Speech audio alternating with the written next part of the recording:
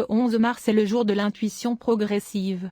Les individus nés le 11 mars suivent le rythme des temps. Qu'ils soient libéraux ou conservateurs, ils sont progressistes.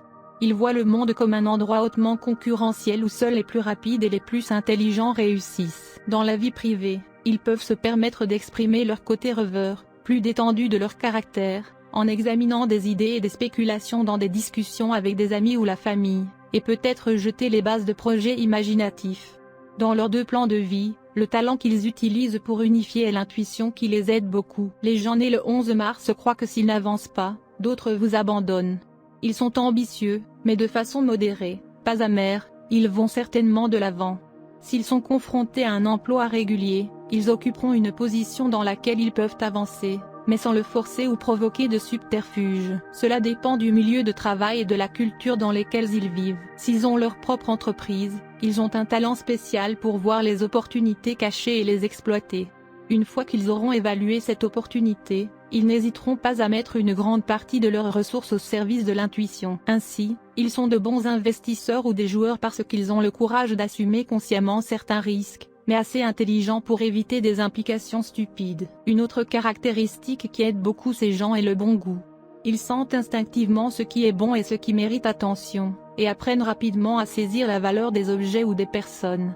Certains indigènes du 11 mars peuvent choisir des articles qui semblent étranges ou bon marché, mais plus tard s'avérer être très précieux. Les personnes nées le 11 mars sont exigeantes et ont tendance à contrôler. Ils ne se séparent pas très facilement de ce qu'ils ont, qu'il s'agisse de personnes ou d'objets. En tant que membres d'une famille, ils sont invariablement au centre des événements, où ils peuvent prendre des décisions importantes qui affectent la vie des deux parents et de leurs enfants. Ils devraient éviter les situations qui suscitent l'antagonisme et la rébellion chez les enfants qui veulent plus de liberté et d'indépendance. Les indigènes du 11 mars pourraient apprendre à être plus détendus, à perdre un peu de contrôle sur les autres.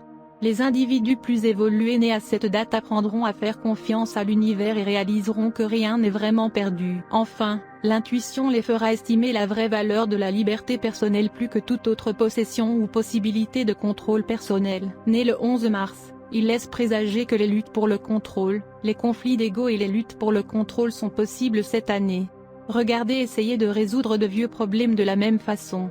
Une approche humble fraîche est nécessaire maintenant. Vous êtes connu pour être gouverné par le jour 11, si vous êtes né le 11 du mois.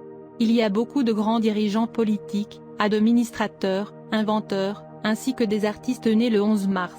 Nina Hagen, Thora Birch, Jerry Zucker, etc. Si votre jour tombe sur un 11, votre planète dirigeante est Neptune. Si vous êtes né le 11, alors vous êtes affecté par la numérologie du numéro 11. La puissance de votre nombre fait de vous un grand philosophe, genre décontracté et religieux. Vous n'êtes pas une personne qui peut obtenir quelque chose en étant chanceux. Votre récompense viendra par des moyens de travail acharné et de dévouement. Il peut y avoir quelques déceptions sur le chemin, mais la persistance est un must. Le succès n'est jamais facile pour vous. Il est nécessaire que vous continuiez à travailler dur ou que vous finissiez par faire des tâches insignifiantes, et vous devrez vivre avec des désirs et des ambitions non satisfaits. Mais Dieu Tout-Puissant vous a doté d'une forte volonté et d'un haut niveau de dextérité mentale. Vous aimez atteindre moins de sommets et vous êtes un bon disciple. Vous devez vous prémunir contre votre mauvaise humeur ou vous risquez de perdre votre amour et vos amis. Vous avez tendance à vivre seul et vous n'êtes pas très à l'aise dans les plaisirs matérialistes. Vous devez faire attention à votre vie conjugale, et vous devez investir du temps et de l'argent pour garder l'intérêt de votre conjoint. Vous trouvez votre cours à l'aise lorsque vous suivez des ambitions altruistes. Lorsque vous travaillez pour les autres, vous avez beaucoup plus de chances de réussir. Vous aimez vivre dans un monde imaginaire et vous aimez plonger dans les pensées mystiques et la solitude. Vous ne vous exprimez peut-être pas beaucoup en public, mais vous êtes très à l'aise parmi des gens aux vues similaires qui vous montreront une remarquable tendance au leadership, et vous les influencerez facilement avec vos pensées. Vous devez apprendre à suivre votre position même face à l'opposition. Vous êtes toujours intéressé par les secrets de la vie après la mort. Vous pouvez même être prêt à parler aux morts à travers un médium. Vous aimez faire des recherches sur le tarot, la chiromancie, l'astrologie et la signification des empreintes digitales.